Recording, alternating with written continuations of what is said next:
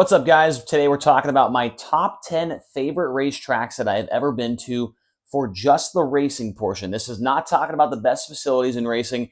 This is talking about when you show up to the race, you are guaranteed to see a really, really good show on the racetrack, whether that is with wing sprint cars, non-wing sprint cars, or midgets. Obviously, if you know me, that's the type of racing that I like. And if you know me as well, you know that I like smaller racetracks. I'm not a big half-mile guy, but there are a couple of half miles that are on the board here, whether they're in the honorable mentions or they're inside the top 10. And the other stipulant here, or whatever it's called, stipulation, whatever it is I have to have been to this racetrack before. I'm not going to put any tracks on the board that I've never actually seen a race with my own two eyes before. So I see a bunch of people today on Facebook, or not Facebook, but on Twitter, doing this thing where they're putting their top 5 best racing tracks and their top 5 best facilities. For me, I'm just going to do the top 10 best racing tracks, and then maybe another video, if you guys are interested, I could do the top 10 facilities because there are some incredible facilities out there in dirt track racing, and a few of them are even on this board. They just have a good facility and they race good. So without further ado, let's get right into it. We're going to start off with the honorable mentions, and I have quite a few of them. There's a lot in California and there's a lot in Ohio. There's just so many good racetracks between those two states alone. So I'm going to move out of the way, and here are my honorable mentions. So honorable mentions, US 36 Raceway in Osborne, Missouri. I've only been there one time, but it was a really good race. Silver Dollar Speedway, that is my home track, and it's hard to beat quarter mile racing at that place, whether that's with non-wing or with wing cars. Port Royal Speedway and Eldora Speedway, the two best half miles in the country, in my opinion. I-80 Speedway, unfortunately, that's closed down. But man, I only went there one or two times, but it was super good every time. Very, very wide and always had 2 lanes. Jacksonville Speedway, Jacksonville, Illinois. Been there a few times for, World of Outlaws sprint cars, or whether that be with POWRi midgets. And that place, it's hard to not have a good race there. Attica Raceway Park, Sharon, Atomic, couple tracks there right in the state of Ohio. Sure, they might get a little dusty sometimes, but boy, they put on some really good racing. And then Merced Speedway in California. And I have Charlotte on there. I feel like Charlotte has been super underrated the last couple of years during World Finals. The track last year during 2023, that may have been like 2 or 3 of the best races of the year. I mean, they were close to it. I mean, the track was absolutely perfect, and they nailed Charlotte. Another one that's not on this that I wish I would have had on there before I did make this list is Calistoga Speedway. Calistoga without the wings on top was by far one of my favorite races all year long, the Louis Vermeil Classic. Obviously, that's shut down now, but Calistoga definitely makes the list as well. So let's get into the top 10 here. And this one might shock a couple people. Might be a little out of the ordinary here. I'm going with Paris. Paris Auto Speedway. Yes, in Southern California. I've been there a few times for the Oval Nationals, and there's nothing better to me than going into the infield of turns 1 and 2 at Paris and watching qualifying for the Oval Nationals. It is one of the coolest sights in all of racing. That track is super wide. It's relatively flat. They're hauling the mail. They back those cars in. Left rear comes up off the ground. It is hard to beat that at Paris Auto Speedway. I love that racetrack. Great facility as well. And even the Outlaws had a good race there a few years ago. But, most of the time when I've been there, it's for non-wing sprint cars. And how about that race that one year, the Turkey Night Grand Prix between Kyle Larson, Christopher Bell, Tanner Thorson? That was one of the greatest races of all time. So Paris is making my top 10. 9th is another kind of random one here, but I love this place.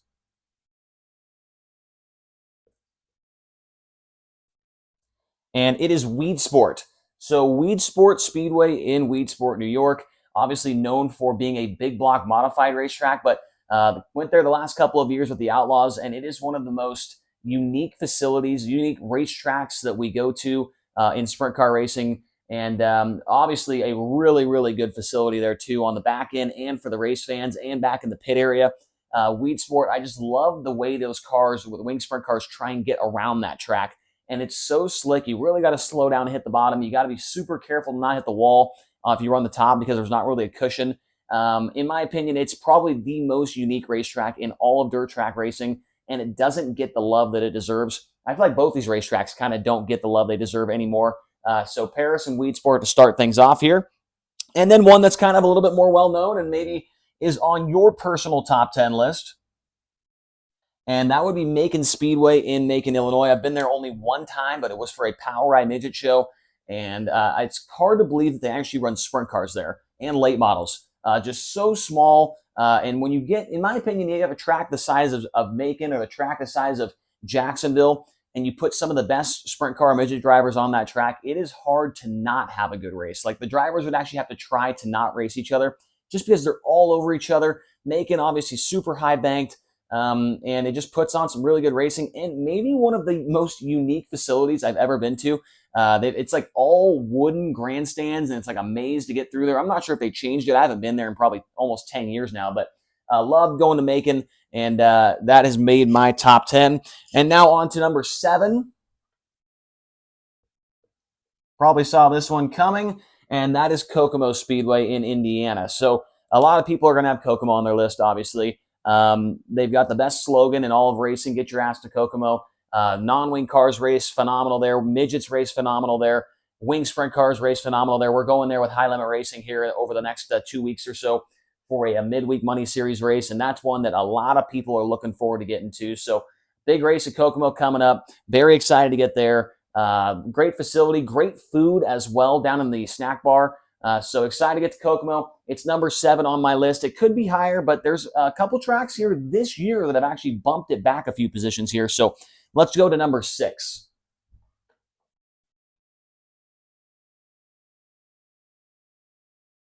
Placerville Speedway in Peeville, California. Love that racetrack so much. Knoxville on the hill. Racetrack built into the side of a mountain. No walls around it. Got to be super careful. It always builds up a huge cushion. Cannot wait to get there this year with High Limit Racing. And it's just like, with Macon. It's, Placerville, Macon, Jacksonville, quarter-mile racetrack. You put the best guys out there. It is super hard to not have a good race. Placerville, and the fans there are absolutely super rowdy. You can't really fit a ton of fans into the grandstands there, but the ones that do show up, they are faithful. They love sprint car racing. They love it. They love qualifying, heat races, the whole thing. They are always cheering, and that is one of the cool things about Placerville Speedway.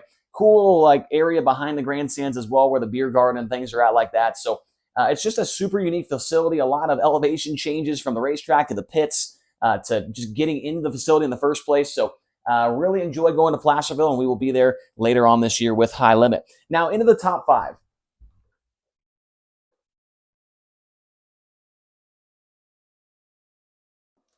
Lincoln Speedway in Pennsylvania.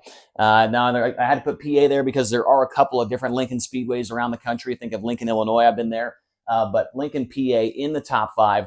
I've only been there 3 or 4 times with the Outlaws, but every single time I went there, the track was absolutely perfect. You could not ask for a better surface for sprint car racing. 3/8 mile racetrack, pound the wall, the entrance and the exit of the bottom of the racetrack in turns 1 and 2. One of the places where you can actually see a difference when a guy hits the bottom in turn 2 at Lincoln. If he misses it, he's going to lose a ton of time. I love going to Lincoln Speedway. I've been there actually for a local show as well. So really enjoy going there. And wish it was on the High Limit Racing schedule, but hopefully sometime down the road we can make that happen. But Lincoln, PA. So that's the only PA track, I think, in the top 10. And let me double check my notes over here. And that is correct. Only racetrack in PA in the top 10. We got Port Royal on there in the honorable mentions. But always love going to Lincoln. And they always have a really good car count as well. If the Outlaws show up, there's going to be 40, 50 cars showing up. A really good weekly track as well, which is super cool to see. Okay, so number 4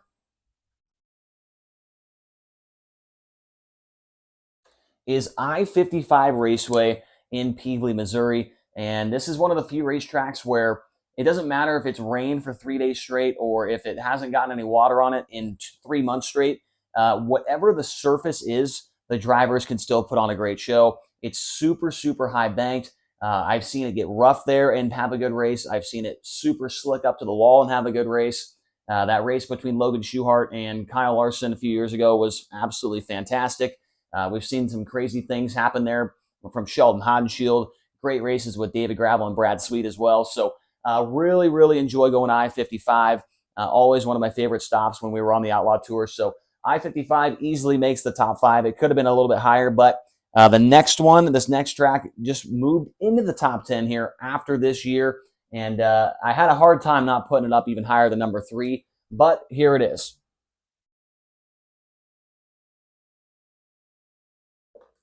Red Dirt Raceway in Meeker, Oklahoma. I'd only been there that one time for the high limit race. I knew it was going to be a good race after watching the All-Stars there back in 2020. I had a lot of expectations going into that race, which is probably not a good thing, but it lived up to them, man. Those guys, they know exactly what to do to that racetrack to get it into the perfect shape for racing. And what I've seen, from pictures online and videos and things like that, it doesn't matter if it's a weekly show, a national touring shows through there, USAC midgets, they have the racetrack in absolutely perfect shape every single time. And that's what you need to keep people coming back, obviously. And then they also got the best street tacos of all time for a racetrack. Red Dirt Raceway, I cannot say enough good things about it. Maybe if the AC was a little bit better in the booth, that's like the only knock I have on it right now. But Red Dirt, number 3 on the list, and I had a hard time not putting in number 2 or number 1.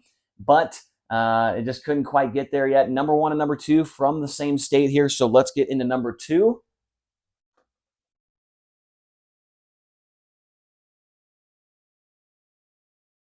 Sorry about my little misspelling there of Lawrenceburg, but Lawrenceburg Speedway. It's 3/8 mile racetrack, extremely, extremely high banked, very, very wide, and it's one of the few racetracks where I go to and I'm watching and I'm like, these guys are insane. It's one of those tracks that reminds me that these drivers are crazy. They're the best in the world, in my opinion. The guys that race, sprint cars and midgets, they have the biggest balls. They are the best race car drivers, I think, on the planet.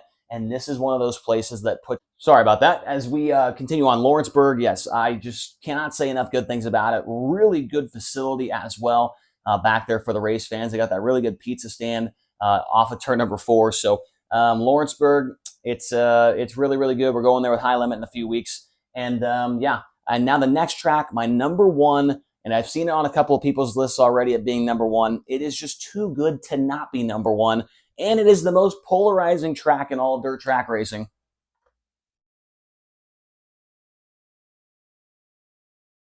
And that is Tri-State Speedway in Haubstadt, Indiana. I said it. It's number 1. You can hate me. You can love me. You can say I'm an idiot. You can say I'm the best. I don't really care. That is my favorite racetrack in the entire country. The atmosphere there, you got fans on both sides of the racetrack, front stretch and back stretch. The fans are rowdy. They get into it. They love their non-wing guys, obviously. One of my favorite things I've ever seen was Kyle Cummins running against the Outlaws there. He went into the work area, came back out, and everybody, as soon as he pulled back onto the racetrack, they were absolutely going bananas for him. They love their non-wing guys there, and I loved going there with the World of Outlaws. My favorite race of the entire year. Qualifying is just so much fun to watch from the infield. Those guys are backed in. They're looking at you in the eye when you're standing in the infield. And then the racing, I mean, you can knock them for doing too much track prep or whatever they do. I think if they left it alone, it would still be just as good. I mean, they could till it all night long. Just the shape of that track, the size of that track, it doesn't matter if it's slick, heavy, rough, whatever. It is perfect. It is so good. And it's one of my favorite places because I feel like anybody has a shot to win that can get around in a circle in a sprint car. I mean, maybe not that crazy, but the non-wing guys have a great shot against the Outlaws. The midgets race really good there as well. I've seen a good modified race before too. So Tri-State Speedway, it is number 1. And I know what you're thinking, Chase. You don't even have Knoxville Raceway on there. I mentioned at the beginning of this video, I'm not really a big half-mile guy. And in the couple of times I've been to Knoxville, I haven't really seen a barn burner of a race like I have seen at some of these other places, right? So I love Knoxville. Probably if I do a facility video, it's going to be number 1 or number 2 on the facility video. I love going to Knoxville. I respect Knoxville. The drivers that can get around Knoxville fast, I respect them, and it definitely is a true art form to get around that place the right way. But it does not make my personal top 10 racing tracks list here. So hopefully you guys enjoyed this video. Hopefully this will encourage you to maybe go visit some of these racetracks here over the coming years. So thank you so much for watching. Hit that subscribe button, hit the like button, and we'll see you in the next one here on the channel. Thanks.